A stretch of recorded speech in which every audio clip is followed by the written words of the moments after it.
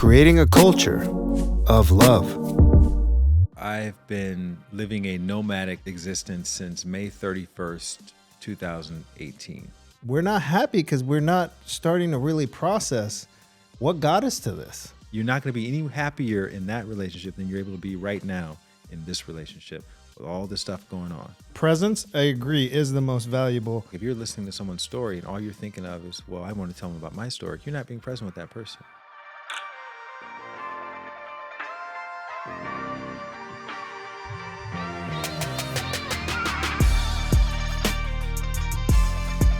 Watkins, welcome to the show. Thank you for joining us here in the studio in Santa Monica, pretty close to where we met, right? Yep. Over in Venice. Yep. And you are a best-selling author, a meditation teacher, someone that has transformed their life. And we have a similarity in the sense of, like, you went to college for one thing and you're doing something completely different. You know, I was on my way to med school to be a surgeon. Look at this now. So, like, it's a beautiful thing to realize that life will take us wherever it's going to guide us. And all we get to do is listen. And hopefully we listen and we tap in and we go on that journey with it. Yeah, I mean, I don't know about you, but most people I know are not doing what they went to college for. Mm-hmm. So life does have a way of sort of capturing your curiosity and then it's really, I think the people who are doing really interesting things, those are the ones that really followed through on their curiosity and it led them to some path or some purpose. And, you know, just being here in your studio and looking around, it's very clear that you're living your purpose. And that's been one of my passions over the last 20 years, is helping other people do that same thing through all of my writing and my teaching and whatnot. Yeah. So, and I've seen your evolution, and I've seen I've gone to your Shine events in the past. I've gone to, we've talked when you trained at Deuce prior to the pandemic, that's when you kind of really became this nomad life or this minimalist life. And I remember, you had me on your podcast once, and you were in Mexico City when we were doing it, and you're just talking about walking around there and hanging out. So, what has been that evolution? What was the moment that you said, you know what, I'm going to pack life into a backpack and see if this can happen? So I, for the listeners, I've been living a nomadic existence since May 31st, 2018. So it's damn near 5 years ago, a week ago. And prior to that, I was living in Santa Monica. I had a 2-bedroom, 2-bathroom apartment not far from Deuce, which is in Venice. So I live right on the border between Santa Monica and Venice. And I had been traveling a lot, promoting one of my previous books, Bliss More, which is a meditation book. And so I was on the road quite a bit, and I thought, what would happen if I were to get rid of my apartment and just live out of a carry-on bag? And so I went to the Santa Monica Promenade. I went to one of the luggage stores, and I was like, what's the biggest carry-on bag you can take onto an airplane? And they said 22 inches. So I brought the stuff that I thought I would need on the road to the luggage store, and I just tried different carry-on bags and found one that I liked, got that, and decided that would become my new apartment. And then I gave my notice to the Lord of my land, 30 days, and then I did a bunch of garage sales and got rid of literally everything in my apartment that did not fit into the carry-on bag. And then on May 31st of that year, rolled my new apartment out of that old apartment. And I've been living like that for the last 5 years. Shortly after, I realized I had too much stuff. I had like 3 or 4 pairs of shoes. I had like 5 pairs of pants. I had all this stuff. You fit all that into this 22-inch? Into the 22-inch carry-on bag, yeah. But then I decided, this is way too much stuff. I'm not wearing a lot of it. I need to scale down. So then I got a 40-liter backpack and got rid of maybe a quarter of the stuff. And then something happened that was a real game changer. I learned how to hand wash my own clothes. And that was when I went from the 40-liter backpack to a day pack. So now I just have like a little day pack that's probably smaller than a lot of kids' backpacks they bring to school with Something you them. might call a knapsack. Yeah, exactly. And what you realize through that process is, you just don't need as much as you think you need. And meanwhile, I'm giving keynote talks. I'm hosting my podcast. I'm working out every day. I'm going out on dates. I'm hiking. I'm doing all the normal things I was doing. But I just, you just have to use a little bit more creativity because I didn't want it to look like I was living out of a backpack. Yeah. So that was, the big thing. If someone spent time with me, I didn't want them to think, oh, is this guy, is he okay? The same outfit every day? Yeah, same outfit every day. But, so when I wrote this book, Travel Light, about spiritual minimalism, I don't want people thinking that I'm advocating for you to live in a backpack. That's not what I'm advocating at all.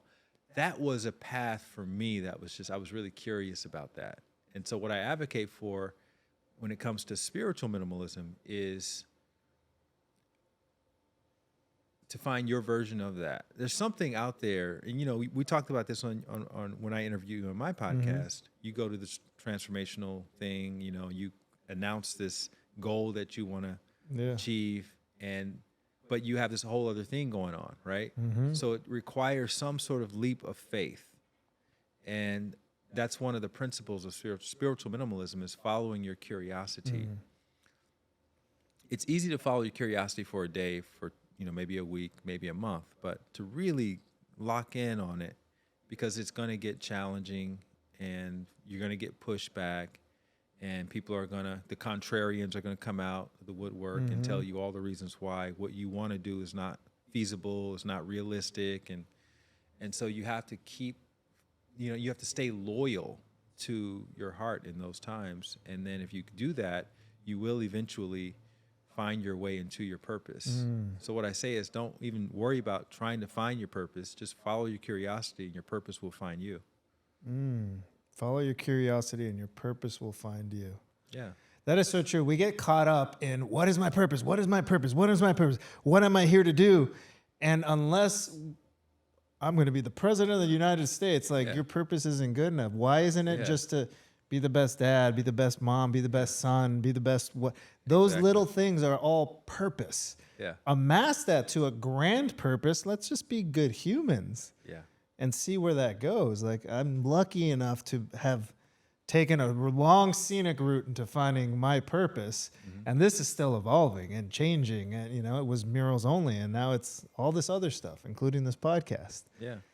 But, it's also a situation where with social media, people can see you and your work. They can see me and my work. They can see all this in an afternoon. Whereas maybe before social media, you would see people on television who are being interviewed on occasion, but now you can just see streams of people who are living their purpose, and it puts a lot of pressure on people who seem to have more conventional lifestyles. No, well said, though. Well they're said. discounting what's happening now, thinking that what we're experiencing is better or more purposeful than just going to work at the bank or going, to play with their kids or something like that, and they think that they should be doing something more.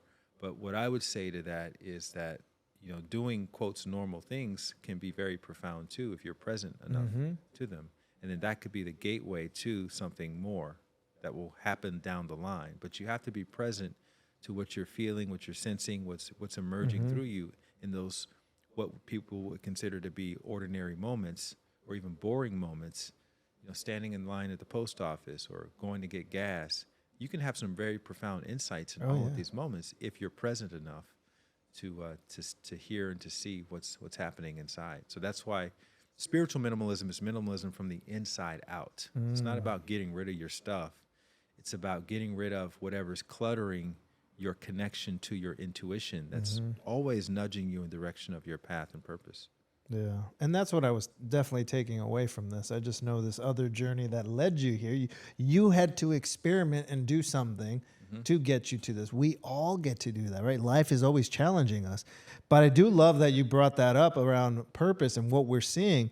The world is so fast-tracked now, right? You can subscribe to any inspirational influencer, celebrity, whatever, and we almost feel like we're a part of their life because we're so connected. And then it's super easy to go back and judge our own lives and be like, well, I work in a cubicle from 9 to 5. I have no purpose. I am a cog in the wheel. I am a schlog. I am, and then we lose our curiosity because life gets very mundane and we want to be comfortable. So it's super easy to just be on autopilot every day, right? That's kind of knowing you've attained some level of comfort, but like at what point do we reignite that curiosity? I say have a kid. My kid has me. The curiosity meter is through the roof, right? He looks at a piece of trash and he's just like, whoa. Yeah. And the noises it makes. And all of a sudden you're like, well, that's a toy. We look at it now as adults in our written beliefs or self-authoring states, the things that we've wired ourselves to this point, and just see trash, where my kid who doesn't know life sees beauty and something new and imagination and creativity. Now imagine if we can carry that everywhere we go. Well, it has to be cultivated, But to your earlier point, I remember when I lived in New York City, this is years and years ago, Whole Foods had just opened up on 7th Avenue in Chelsea. And anytime there was a new Whole Foods opening, a lot of people would go there. They'd have like 10 lines, and you stand in one of those 10 lines, and then they had a guy calling out the line number and then directing you to your cashier to check you out. And I remember there was this tall, stately African-American gentleman who was working as the line announcer. And he was like an older gentleman, he was probably in his 30s, maybe even in his 40s. And he's working at Whole Foods. And this is like in 2006 or something like that. And so I imagine in 2006, working in Whole Foods, calling out line numbers, you're probably not getting paid that much money. Yeah. But he had this really beautiful baritone voice, and he had this presence, and everybody in line was paying attention to this guy because he just had that level of presence. And I remember being so impressed with how he treated that job, which probably, again, could have been looked at as a menial job. He treated it like he was the maestro of Whole Foods. And every time I would go there, he would be there and everybody would be paying attention to this guy, right?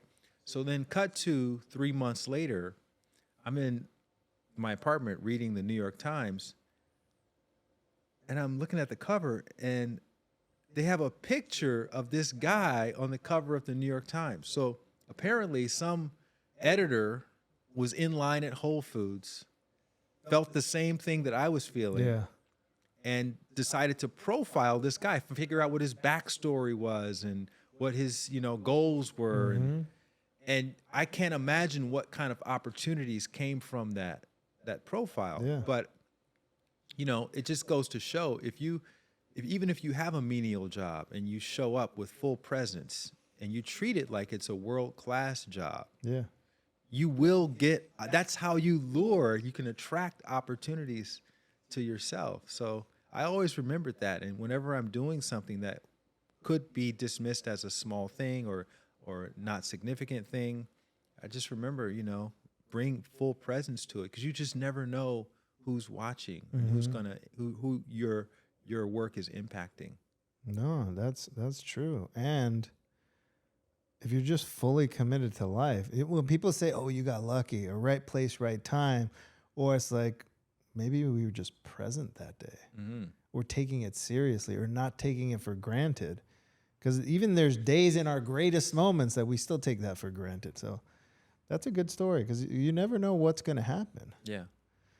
And you could get lucky, right? In terms of, I'm present at the right time, the right place. But why depend on luck? Why not just cultivate it inside? So the first principle of spiritual minimalism is cultivate happiness or fulfillment inside. And obviously you can do that through stillness practices, meditation practices. As you mentioned before, I'm a longtime meditation teacher. I think a lot of people disqualify themselves from thinking they can meditate because, it's associated with a lot of conflicting instructions. Focus on your breath. Okay, well, I can't focus on my breath for more than 2 seconds before I start thinking about my bills. So maybe I can't meditate. Or sit, with your back straight. My back hurts because for whatever reason I'm stiff. I've never really stretched properly, so that's not going to work. And I teach people, just sit comfortably, don't focus on anything, just let your mind do whatever it's doing. And if you are as non-judgmental and as nonchalant as possible, what you'll find is that after about 5 or 10 minutes of not fighting your mind, of not trying to control the experience, your mind will actually settle on its own. And if you do that often enough, you will start to feel more of that sense of fulfillment inside. That's why we're still talking about meditation 6,000 years later. It's because it actually delivers on the thing that people are ultimately looking for outside of themselves, hoping that it's going to come on the yonder side of the promotion or the project or getting married or, these kinds of things. I'm going to be happier when, and then you achieve the thing, and then you realize, wait, I still feel the same way I felt before. But if you intentionally cultivate it inside, then it'll give you the ability to feel more fulfilled in every moment, not just with your partner or not just in your promotion, but again, when you're in traffic, when you're just walking down the street. And then you become that person who is, you're not forcing yourself to stop and smell the metaphorical flowers. That's just who you are. You're just curious. I wonder how that flower smells.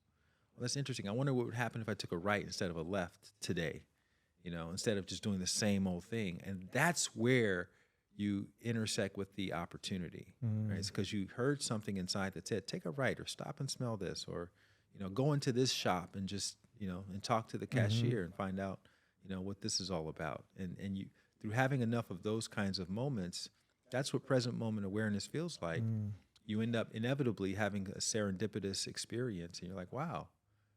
And the story always starts with something told me to ... and you follow through on it instead of just dismissing it because you had to get to this place because you think in your mind that place is going to make you happy.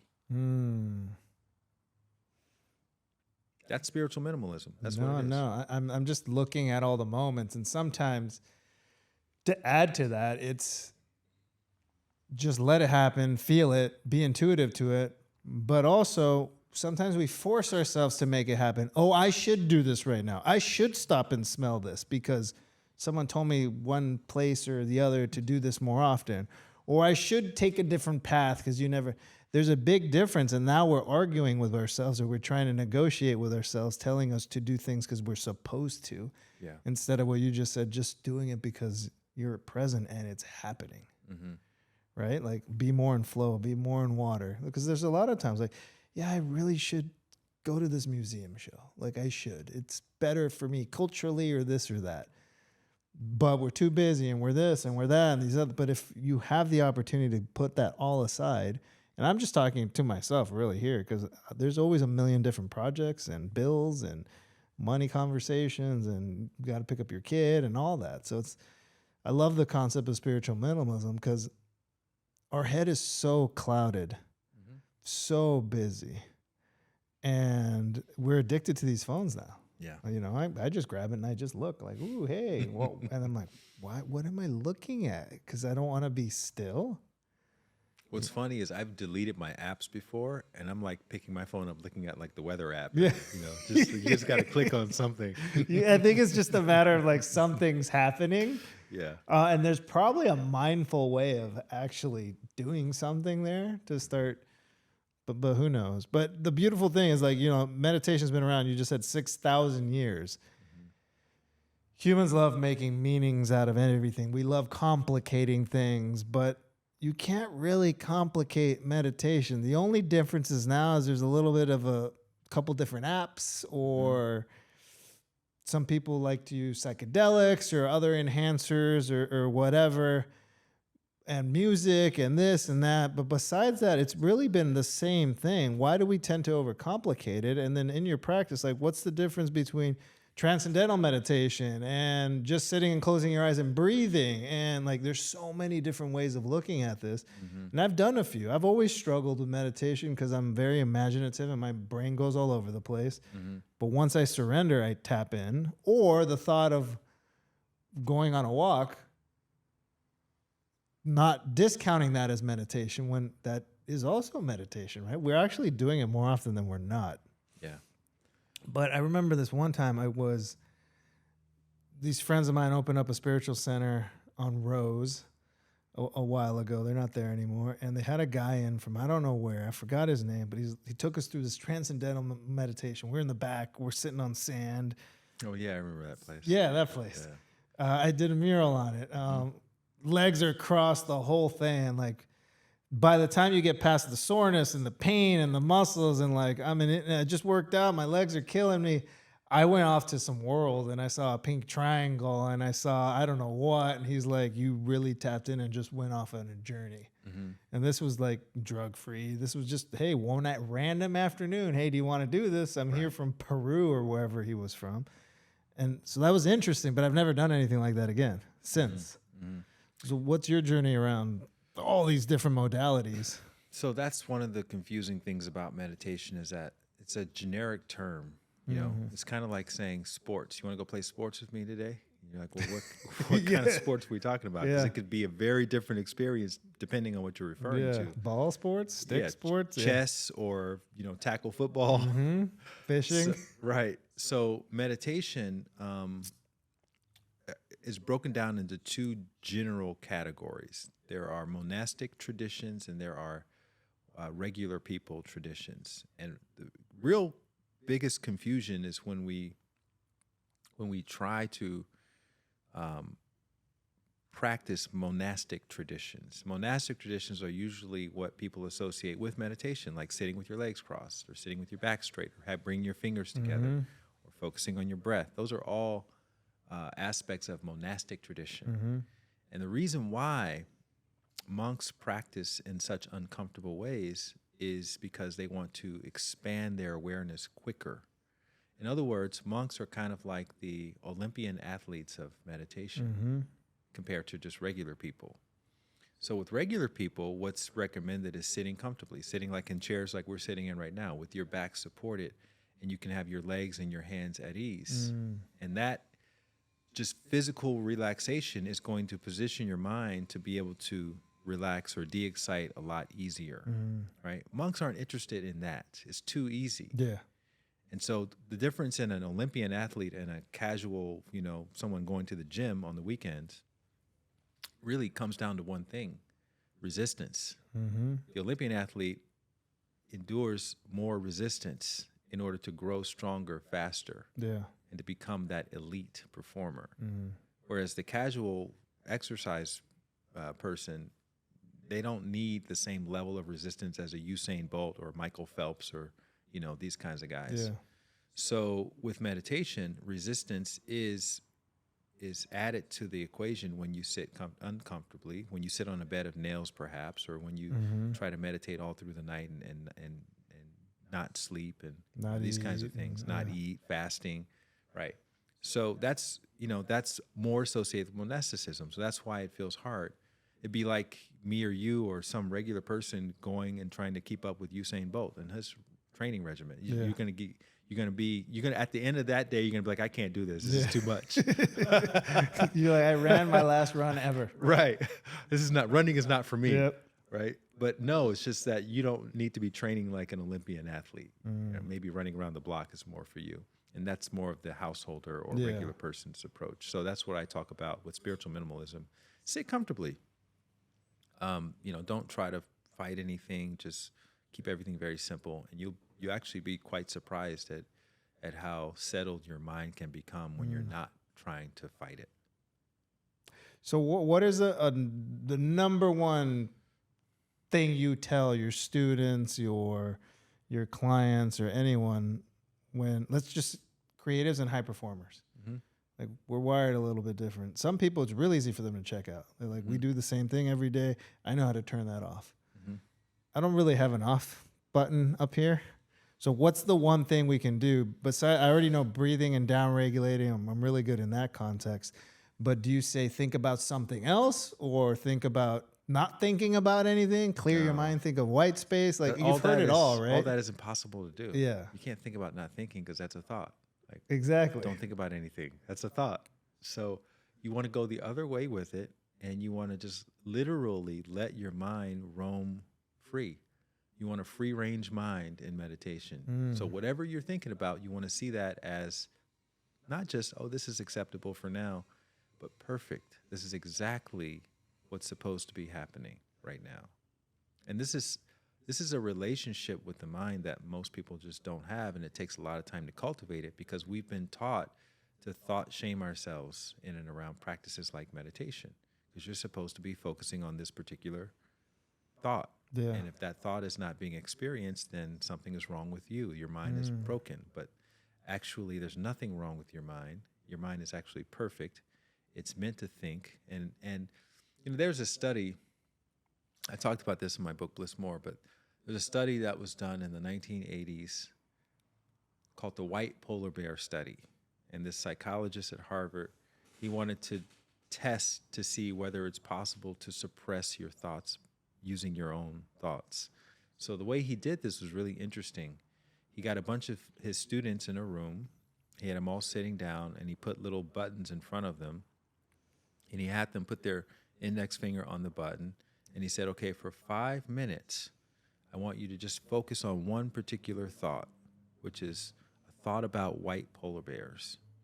And as you're thinking the white polar bear thought, just tap the button so we can record, you know, how often you're thinking the white polar bear thought. If you get distracted, then stop tapping the button.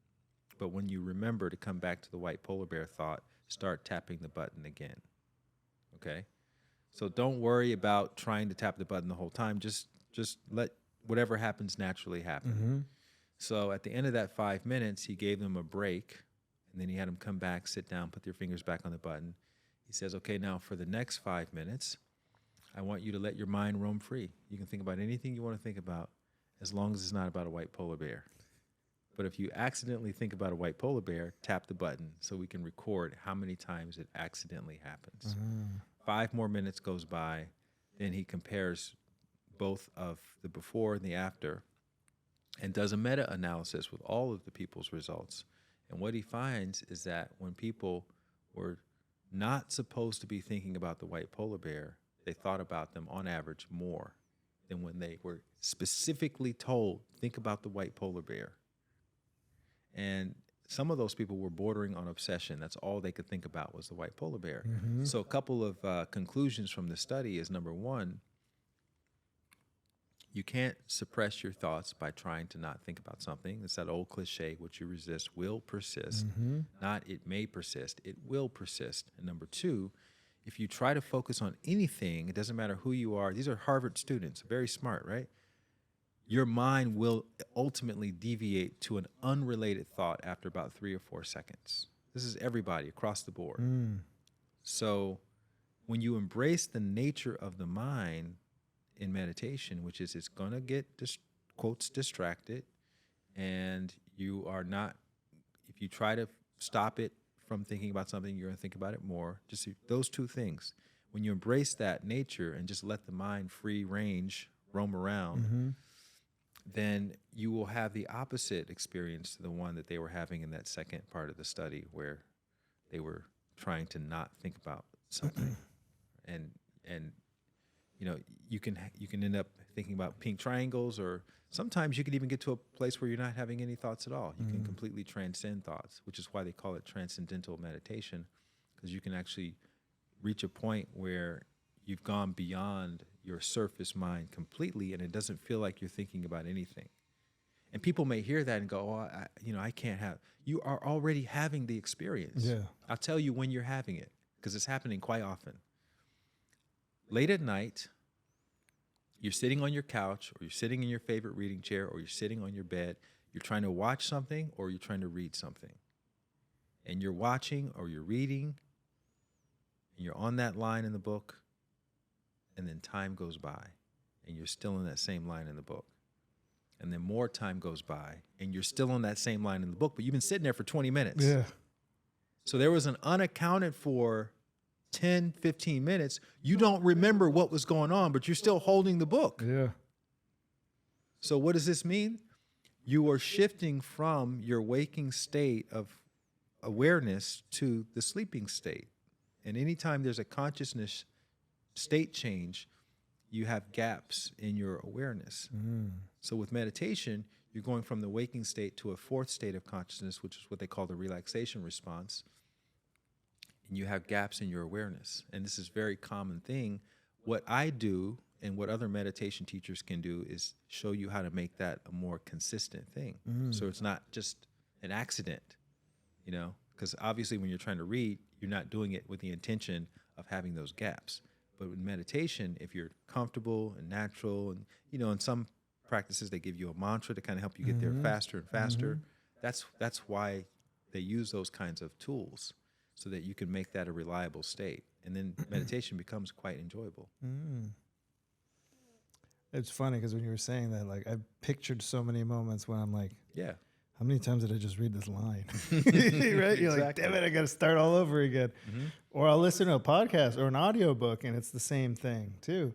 Or someone's even talking to you and it's late at night and they ask you a question and like, did they just ask me a question? Yeah, You my wife, completely like, zoned out. at nighttime, she's either talking to me or I'm talking to her, and we're either at the end of the day where we're like, Right. it's bedtime. So everybody has the capacity to do this. Yeah. But if you try to do it, you can't sit there and go, okay, I'm going to try to zone out right now. It's not going to happen. You have to almost be trying to not zone out, be paying attention to something else, and then it just happens without you even thinking about it. It's funny because I mean the whole through line with everything here, I'm just hearing is control, and we love control. And there's people that are way more controlling than others, right? We're wired as controllers. But if you cage the beast, you're not going to be able to get there. You're only going to think of the thing, the polar bear, right? And then that's only going to make, you know, where I was leading down with that, I'm like Coca-Cola, polar bears and Coca-Cola, right? They did a good thing of tying that together. But if you let it free, then the beast isn't caged and fighting you and pushing against you and resisting. It's just like, oh, I can do whatever I want. Thank you. Right? Cage the lion, it's going to attack. Leave the lion out in the Serengeti, is just chilling and looking at you. Yo, I'm sleeping all day. Leave me alone. Like, Yeah. but I think, I know in my struggles with it, I've inverted that. I put it the opposite, where like, oh, I got to control this Yeah, most people to do. get to that. Literally 99% of people do that. I've taught thousands of people meditation. No one has ever come in and goes, you know, my mind is perfectly suited for meditation. It's never happened once. Right. It's the opposite. Oh, my mind is so busy. I am Deepak Chopra. So, you know, we speak to a wide audience. There's people of all walks of life. Some of us are high achievers, high performers, creatives, super high level executives, or just parents or coaches or this. And we all have these different things and conversations and stuff that we battle. But some of the things that we all have in common is always time, right? And we're all busy. The busy conversation I hate, but we're not even going to get into that because we're all busy. But it's also efficiencies and effectiveness. I'm kind of obsessed with efficiency and effectiveness. Like, we could be very efficient but not effective. We could be effective and not efficient. And how do we do both? And, you know, one of the things you talk about in your new book, I'm going to butcher it, so correct me if I butcher it, flannering? Flannering. Flannering. Flannering. Yeah, it's a French term from the 18th century. Flannering. All it means is aimless walking. Yeah. So it's it actually is inviting you to not be efficient or effective and just to be present. And that's, again, it ties back to what we were talking about before, which is this concept that presence is actually one of the, I would even argue to say presence is the most valuable asset that we have. A lot of people say it's time, right? Which is why we're so focused on efficiency and effectiveness, because you don't want to waste time. But let's just run a thought experiment. Let's say you have all the time in the world, right? Let's say you're a trillionaire, you have all the time in the world, okay? But you're not present for any of it. Is that more valuable, you in the future or you regretting something from that happened in the past, but you have all this money and all these resources and nothing to do, versus maybe you still have to work a 9 to 5 job, but you're showing up for that and you're super present. And then you're present throughout your day, running your errands, and you're present while you're, again, in line somewhere and all of that. And you're present with your kids and you're present with your partner. And so at the end of your life, when you're having your little funeral and, and they're doing the whole, what's it called when people get up and The eulogy? the eulogy. Yeah. Or what's on your tombstone? He was present. What are people going to say about you? You know, Yeah. you're a trillionaire with no presence versus you being sort of a regular person with all of this presence. People are going to be so touched by the little moments, and probably you won't even remember a lot of those little moments because you were so present with everybody. Yeah. But that's kind of, that presence gifts you with a quality of relationships that you literally can't pay for.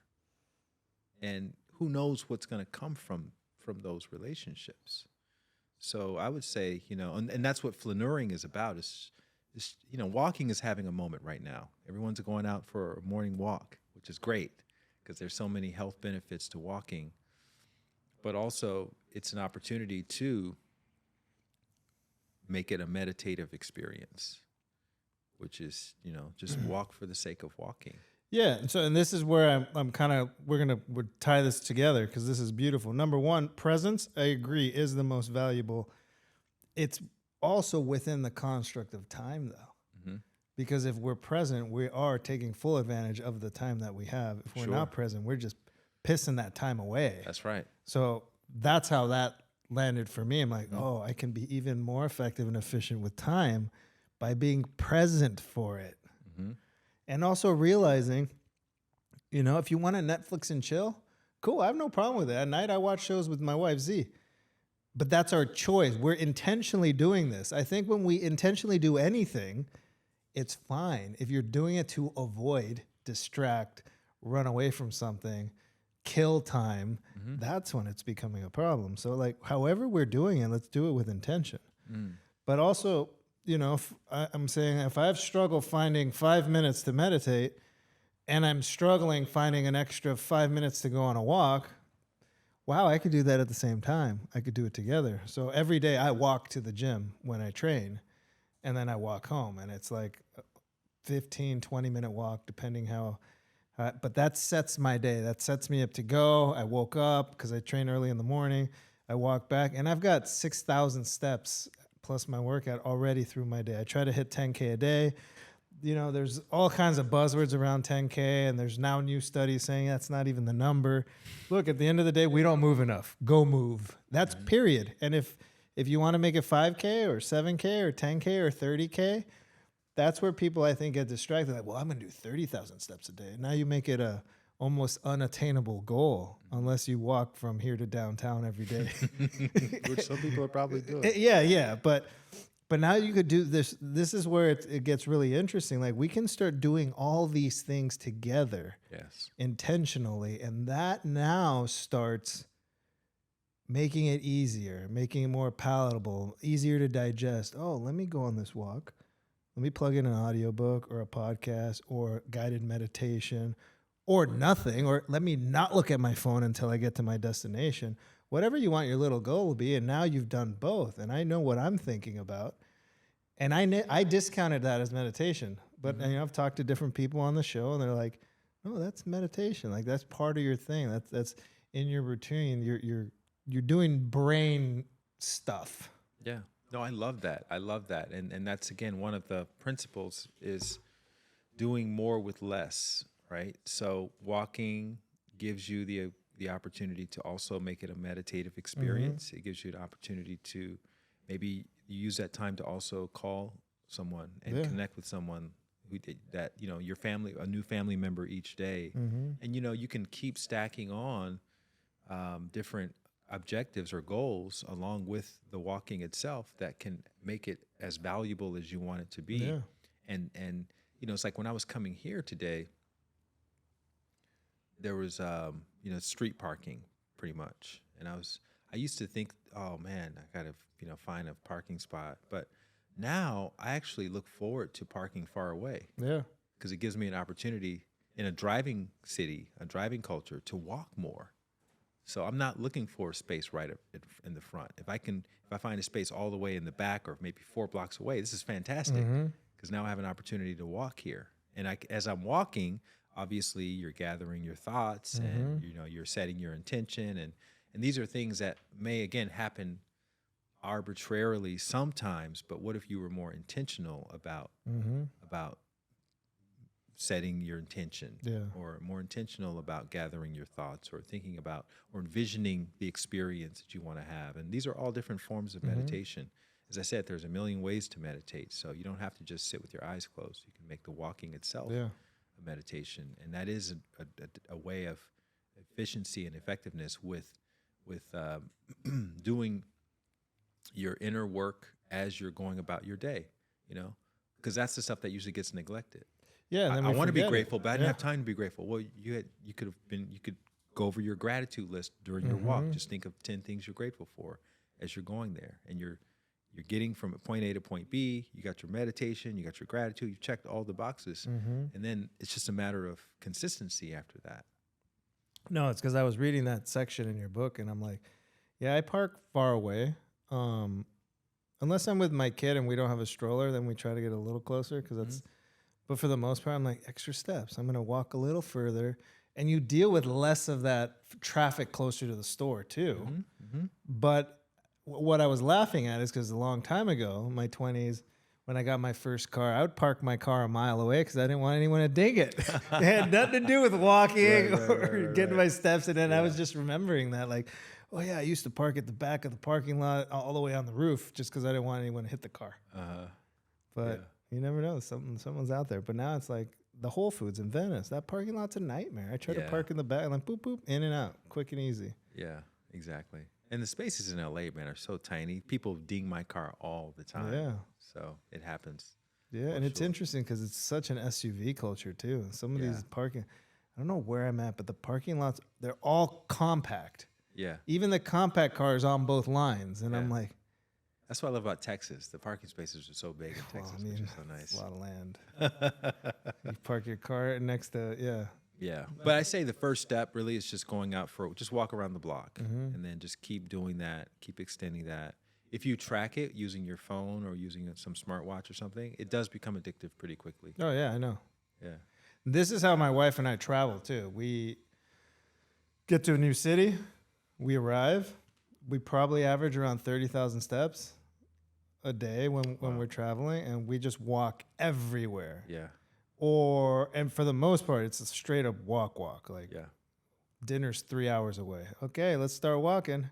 My feet are bleeding. My toes are raw. Like, she could walk in anything and her feet are fine. But I'm like, when am I going to be here again? So a little bit of pain. Let me get through this. But we do that because you never know. You had an intention to go to this museum or that restaurant, but you found a little street or you ran into a local and they're like, no, you got to go here. And you can just shift. All right, I'm moving on. Yeah. Heck, I don't need to go to that. That's where all the tourists go. So allowing your curiosity to guide you. Yeah, and that's exactly how we travel. Maybe we miss some of the quote unquote high touristic value spots, but then we find some stuff sometimes that's like, it's better. I wish more people found this. Yeah. You know? Yeah. A little hole in the wall. And those become the best parts of the trip. You know, the unexpected things where you were just following your curiosity. Those are usually the best parts of the whole trip.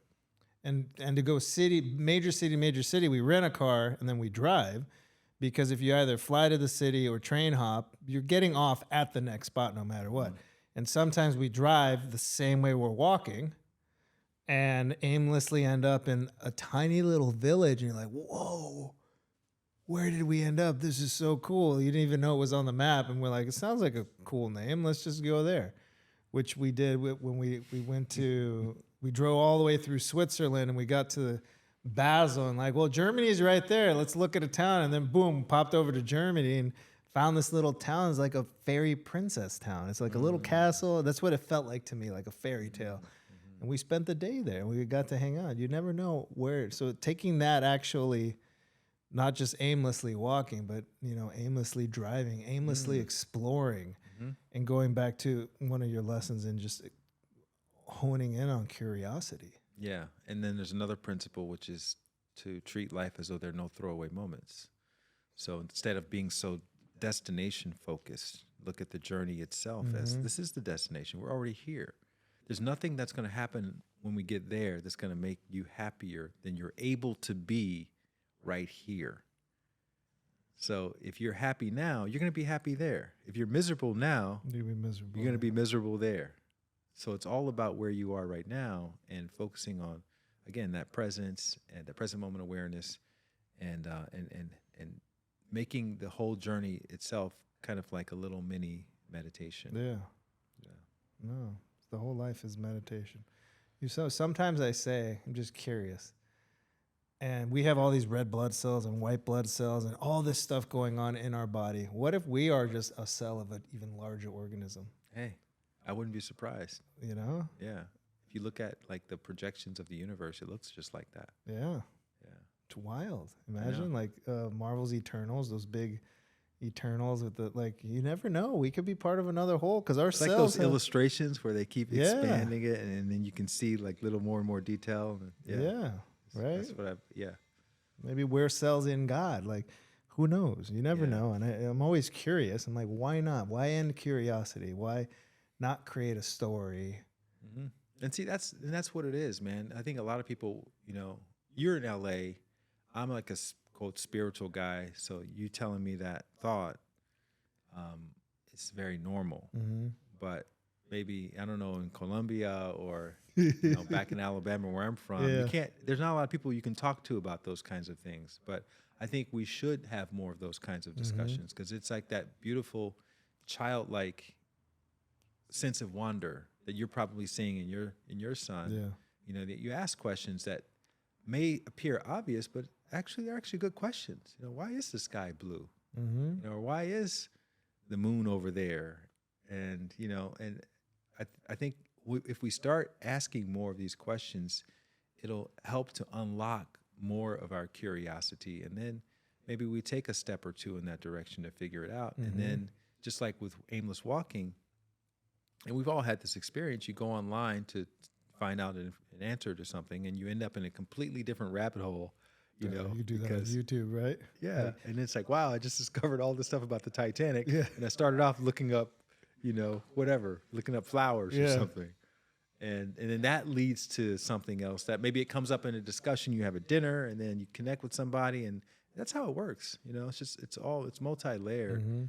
And I just think we have to get back. We have to move away from this place where we think, oh, you know, this is a waste of time, and shame ourselves for indulging in our own curiosity because it's not aligned with whatever our job is, or because we think we don't have time to ponder. And that's really the good stuff. And I agree. And I think the world has shifted from that, right? I have conversations with people. Like, I remember when I was in school, we had scantrons and all that, like, but we still had like an essay at the end. Write an essay, a critical thinking, write a creative story. And, you know, the more I went into school and what I see now, it's memorize, regurgitate, pass, and move on. And the world is shifting just to make, and I'm not saying this is no conspiracy theory or whatever, but like making a bunch of complacent drones, right? And we're not happy because we're not starting to really process what got us to this. We don't realize like our choices led us here, the compounding effect of everything, right? Every failure is actually a step towards success. So all your failures are your success, right? Not thinking that you're constantly failing. Eventually you get to that end moment, and then what happens next? And sometimes I'm just like, that whole thought, what if we're cells inside of another giant creature? Like, am I going to go write a book and say that this is law and fact? No, it's like, what if? Let's have a cool conversation. All right, move on. Like, it's just a thought, you know? Yeah. How do you envision education? Like, how should it work? Man, now that I have this little dude running around, I can't say that the system's broken because I'm not versed in that, right? I don't come up in that space or any of that. And as a parent, we're learning. Humans don't come with instructions. We're all doing our best. So if we realize that we're all doing our best, I think most people have the intention that they are doing right. I think where it's starting to get confusing, and I've only learned this in my travels or friends that have grown up internationally, like they teach history globally outside of the U.S. We only teach U.S. history, right? I remember in 7th grade, I'm Colombian, parents are Colombian. My 7th grade teacher, I won't say his name, for some reason that day decided to just go off on Colombia. Don't go there. It's full of drug dealers, cocaine, Pablo Escobar. Everyone's blowing up. These are terrible people. I go home and tell my mom what happened. I mean, she lost her rocker. She lost her, went to school, like, did the mom thing and whatever to him. And the next day he was glorifying Colombia and all the things. Like he course corrected. But it's like, why is it one way versus the other? Why is it not what's happening here? You know, it's so I get confused in the through line of everything is so finite and we're not allowed to debate. Like we could both sit here, not agree on anything, but still have opinion and be able to walk through conversations. I could sit and tell you, hey, you know what, Light? I don't believe in meditation. I think it's a total joke. But it doesn't mean we can't have a conversation about it, and I don't have to judge you on that. You have found value in it, and I have found value in saying it doesn't work. Like, we're all human. We all bleed. We all love. We all feel pain. I think we get caught up in I'm blue or I'm red. I'm this or I'm that. And now with the gender debates and the pronoun, like I think we're adding more and more layers to the onion of the human experience, and we're forgetting what it is to be human. Yeah. And we're creating more divide. So, yeah. I don't think that answered the question, but like I am more cognizant of where I'm going to put him in school, actually asking questions. Like I had another buddy of mine on. He's like, you know what? Next time your kids sign up for a sport and there's a coach, like ask the coach, why are they coaching? Is it because there's no one else coaching? Or is it because you love this? Or is it because you want to make sure your kid is pushed all the way through? Like, what's the intention? But like, let's start asking more of the why behind people. Like, we forget why teachers teach. Yeah. Like, why do you really do this? It's not for the pay and the politics and the, and like, let's honor that. Yeah, and I think that that's really powerful editor in life in general. Like once you follow your curiosity long enough and you kind of lock in on, okay, I think I really like this particular path, whether it's painting, teaching, gardening, raising kids, whatever, that can become your editor. So I say your purpose is really your greatest editor, because then either something aligns with that or it doesn't, right? And you don't have to make choices arbitrarily anymore. Like if you get an invitation to a party, and that party is going to be full of people doing things that are going to potentially dilute your connection to your purpose, then it's an easy no. Yeah. Or if it's the opposite, if these are people who align in whatever way with your purpose, it's an easy yes. So then life becomes a lot easier, actually, because what makes life difficult is it's hard to make choices. You don't want to make the wrong choice. That's really what makes life difficult. Yeah. If choices are obvious and easy, then life itself can become easier for you. And what makes it easy is just knowing why you're doing what you're doing.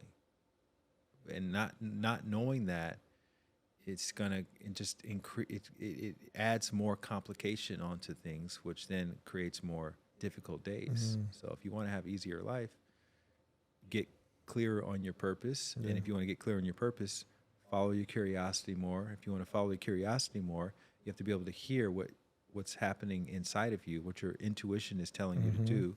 If you want to do that, you got to clear away the clutter of whatever's blocking it, which is usually some degree of stress. If you want to do that, you got to sit your ass down and meditate at some point. Yeah. Boom, that's it. There's the answer. Reverse engineered Yeah.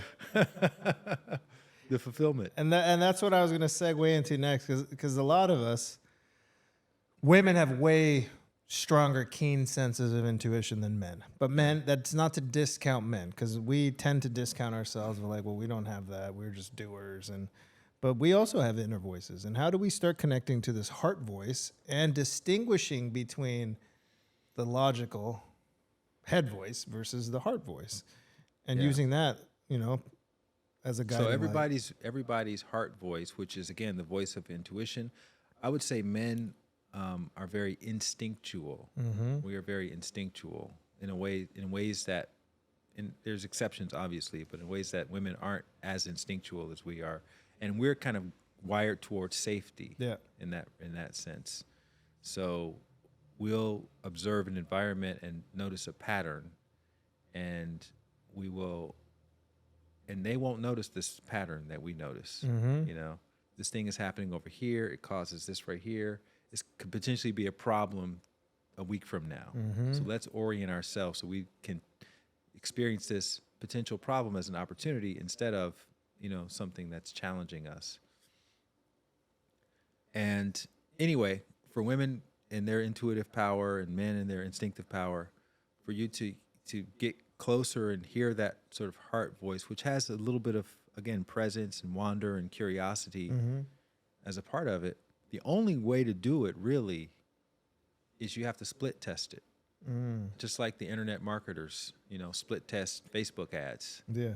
By changing a headline, changing a color, adding a photo, running it at a certain time to see what gets the most traction.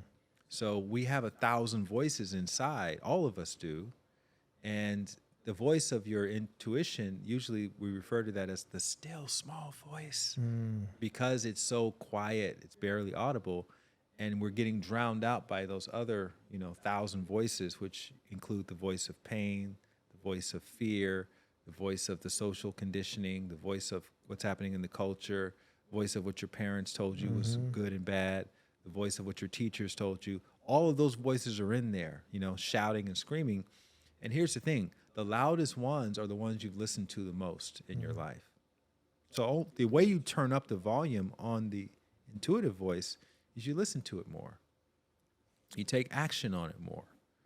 And you're not going to know which one is which, and no one can tell you which one is which, but there is a feeling tone associated with it, and that feeling tone is one of expansion.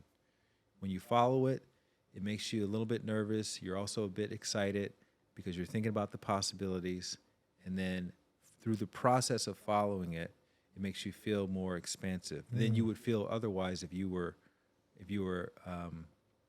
out of integrity with that voice. And we've all had that experience as well.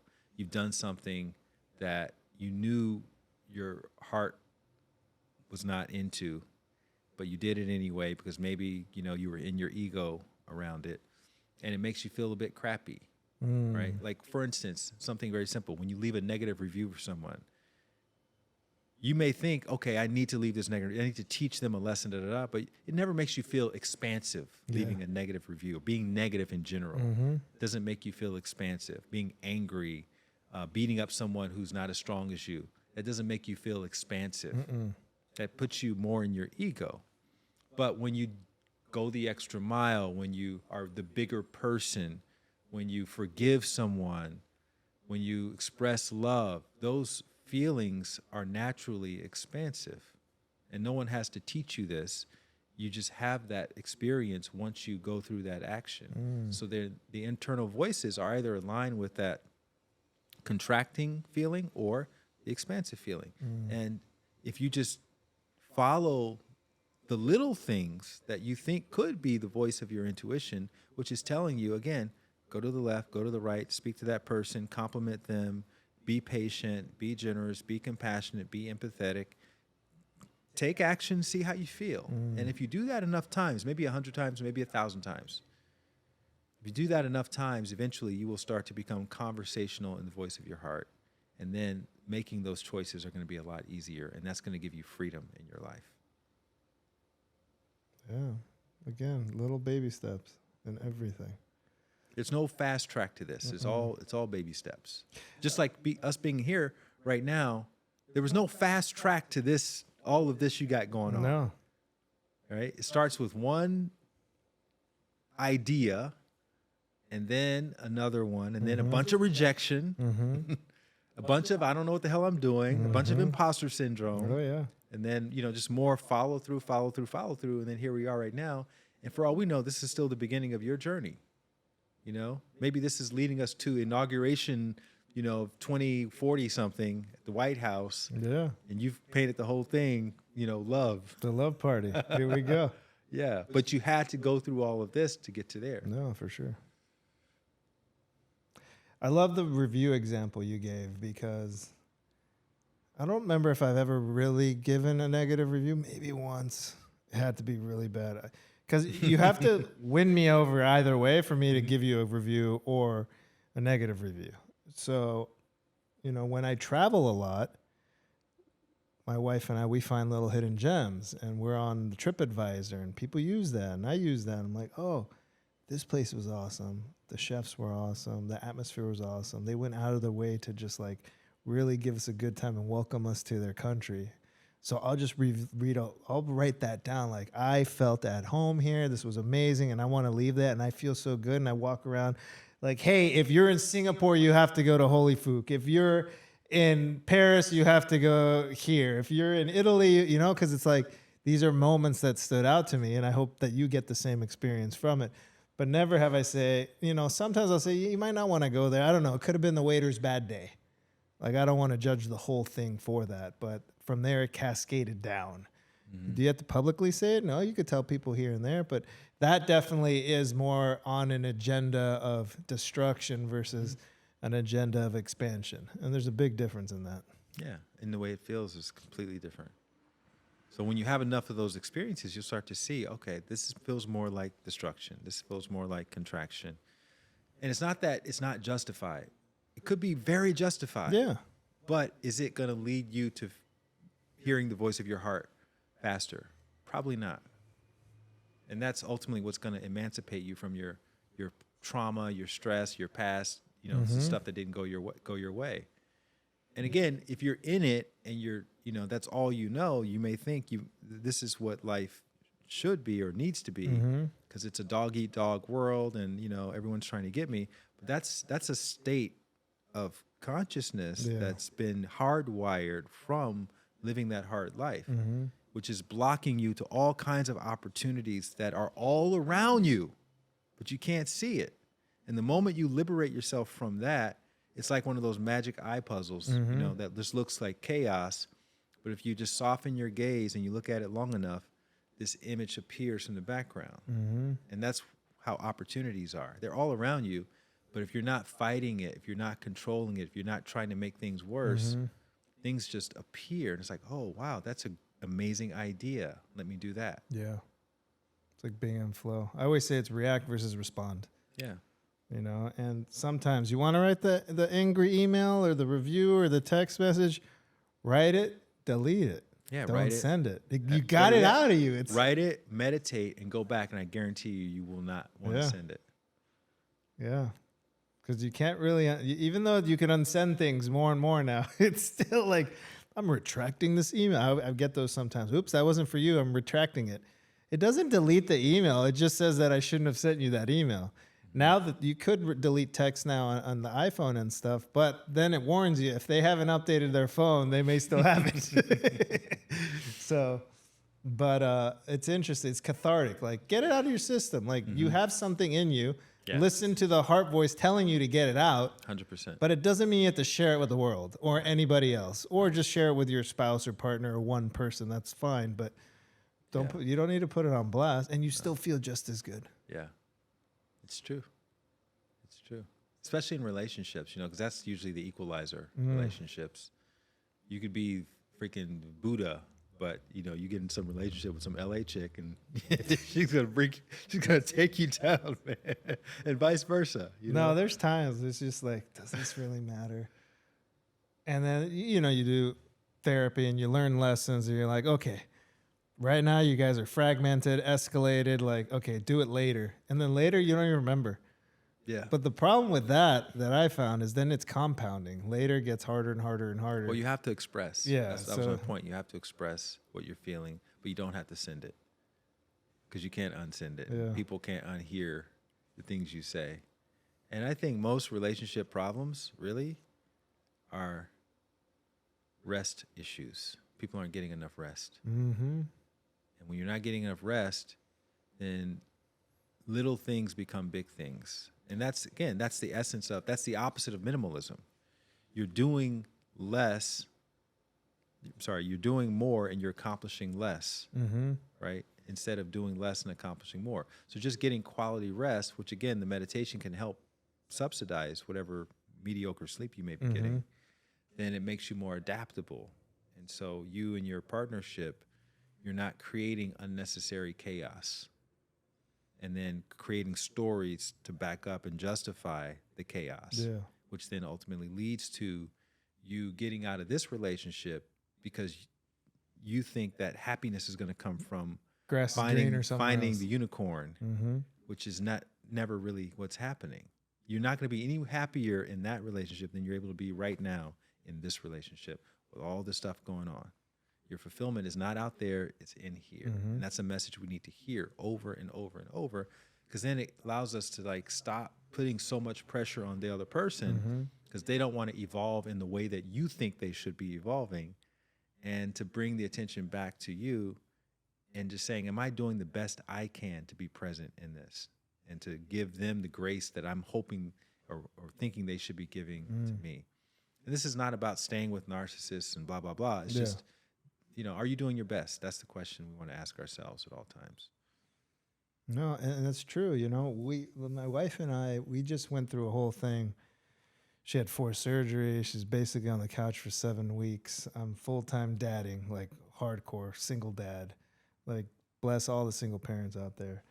I'm trying to juggle work, juggling my wife healing, taking her to doctors as often as I could. And sometimes she had to Uber just because of meetings or whatever. But like, I'm exhausted. I'm running at wit's ends. I'm on borderline breakdown, not allowing myself to break down because she's been broken down for 7 weeks. And it's not about comparing what's worse than the other. Like, she's physically broken. There's a whole lot going on there. But that doesn't mean nothing was not happening to me also. Yeah, I didn't have the physical pain, but I had a whole bunch of other stuff going on. And so it's also just not discounting that your lens of the journey is your lens of the journey, and my lens of the journey is my lens of the journey. One isn't any worse or better or easier or happier or whatever than the other. It's your experience and my experience. And I think we tend to discount each other's experiences more often than not. So when we do want to share with someone, it's more, oh, let me share about my victim story that can go with your victim story, and let's just go commiserate in victimness instead of like, oh, yeah, let me take that on. And then maybe later say, hey, can I now share a story? I think we get caught up in that. Yeah. And just forget that, like, you're feeling pain. I'm also feeling pain, but I don't want my pain to stomp on yours, but I don't want you to stomp on mine and think mine's. And that's, again, it comes back to presence. Like, if you're listening to someone's story and all you're thinking of is, well, I want to tell them about my story, you're not being present with that person. It's not that the thought won't naturally be there. It may be there, but then you can say, okay, I'll share this at the appropriate time. I'm just going to be here and take in this story here, unless I'm adding value to whatever they're saying in some way. Maybe they don't want to have their problem solved. And that's a legitimate thing for a lot of people. Yeah. So they just want someone to listen to them. And, and if you don't know what the appropriate thing to do is, you may think, oh, I'm doing the right thing by relating to them, but you're making it worse. That's because you need more presence. Your presence will tell you everything that's needed, because that's you're tapping into your intuition. Your intuition is the one that's saying, just listen. I know you want to say something, just listen. This is not the right time. Yeah. And it's like, I wish I could have that little voice always being triggered in my mind. Just be present. Am I being present? Well, here's the thing. And then I'm asking myself, am I being present? Then I'm not present. Yeah. Go ahead. It's still and it's small, but once you start to become more familiar with it, volume gets turned up, it becomes loud and annoying. You want it to be loud and annoying. Yeah. You want it to be like, your roommate and you owe money on the light bill and they're like, you're not doing anything until you pay this light bill. Yeah. Because then you can't ignore it. And you have no choice but to follow through. And that's what I talk about at the very end of the book, the freedom of choicelessness. It's not about having, 1,000 options. It's about having one option. This is the one option that is the option for me. Everything else may look like it, may be glitterier, may have more money, whatever, but this is my path, and I'm going to move down my path. And there's freedom to that. Yeah. And I'm just looking at these examples and how I've been training myself, right? Live through love, choose love, that active state. I always give this example of flicking someone off in traffic. Like, it'll ruin your day. You're like, why'd you do that to me? Yeah. Like, but did they? They didn't see me. They have their own agenda. They didn't go and say, hey, I'm going to cut you off right now. And then we react and like do all these things. And that's how I used to be. And sometimes if it puts me in a very precarious situation where like my heart jumps and it's like, yo, that was unsafe. Yeah, it might bring me more to fear more often. But it's just like, I'm like, well, hold on. That other voice says, like, just wish them well. They didn't do that to you. Don't take it personal. Don't ruin your day. So that's that voice now you're talking about. Yeah. And there's no other choice. My choice is, okay, I got to choose love. I got to live through love. I get to walk the walk. I can't just say this all day long and not actually do it. Exactly. You can't be in there flipping people off. Yeah. That'll go viral on right? social media. The love guy flipped me off today in his little love truck. Yeah. But it says love on his finger. Mm-hmm. No, that's funny. But it's the truth. It's all about practicing and realizing we're going to have bad days. We're going to fail. Mm-hmm. How do we get back up from that? You know, and unfortunately, we're living in this world. It doesn't affect all of us. It affects, you know, the celebrities and all that, this cancel culture. And it's like, why can't we have human moments? Like, we fail. Like, Will Smith's just a great example. He none of that should have happened. Mm-hmm. Obviously, there's some stuff going on there. Mm-hmm. Like, you just don't go up on a stage and hit someone. Mm-hmm. But let's look beyond that and say, like, whoa, what's going on in his life that made him do this? Mm-hmm. Right? Instead of shaming the other thing. Yes, it's still wrong, all the things, yeah. Or looking back 10 years at a tweet someone did. Mm-hmm. Like, oh, they tweeted this 10 years ago. They're so popular and booming right now. Let's tear them down. I'm like, why don't we actually look at that tweet, investigate a little, do some investigative journalism. Where are they now? What's their evolution? How much have they gotten more in tune to their heart voice and, you know, all of that awareness and presence, and be like, hey, this person over the last 10 years has done X, Y, and Z and shown this kind of growth to show up this way now. Instead, we want to tear them down and say, oh, they said this racist thing 10 years ago, right? Mm-hmm. I just, in my head, it's a social experiment. Like, why are we tearing everyone down?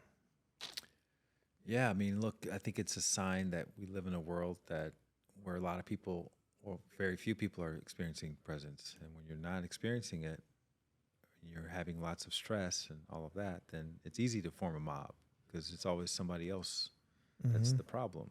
And there's not a lot of self-awareness and self-reflection happening out there. And this is, this may sound pessimistic, but I think it's actually a call to do our work. Because the world, when we talk about the world, right, and society, who are we talking about? Us.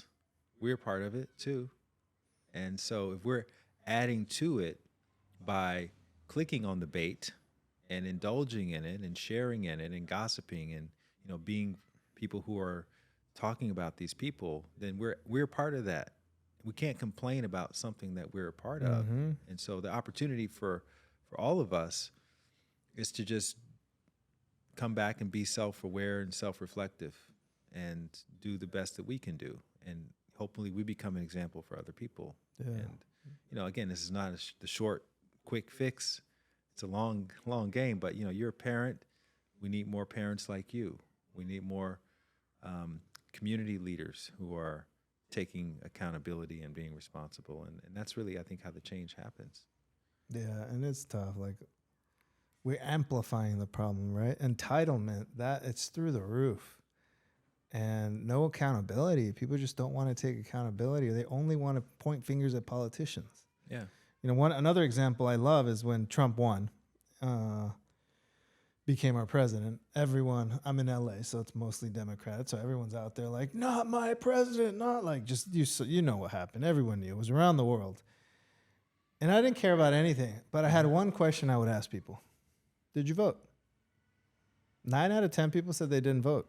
But they're out there picketing, they're out there protesting, they're out there yelling, not my president.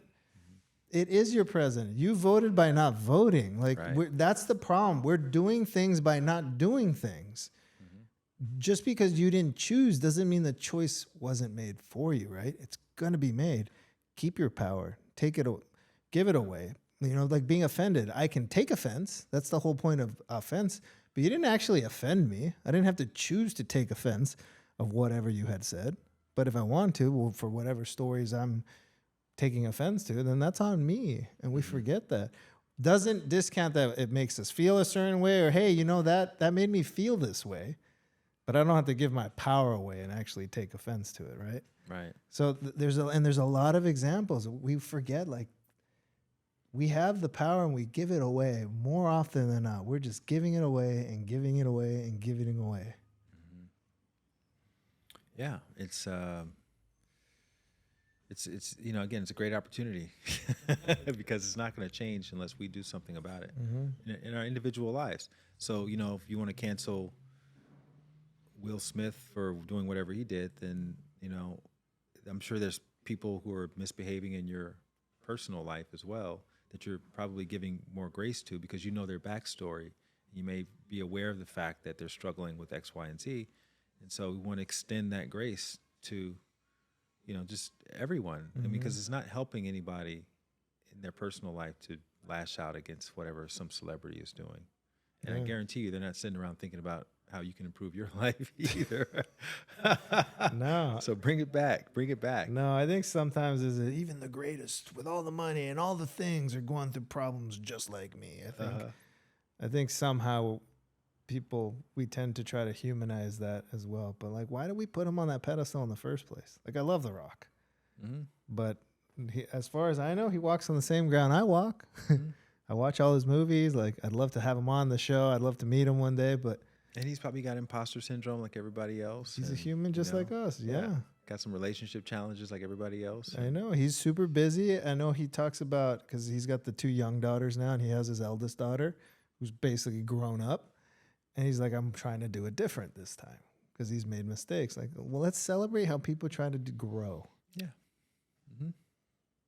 And if people are trying to do better, you know, that's a cause for celebration as well, both in some public life, but also in our private life. Yeah. We should celebrate ourselves just doing a little bit better. Yeah. So we're down to my favorite questions. Perfect. But is there anything that I haven't asked or that you want to say that hasn't been brought up yet? No, this has been great. So this is the question. What is your definition of love?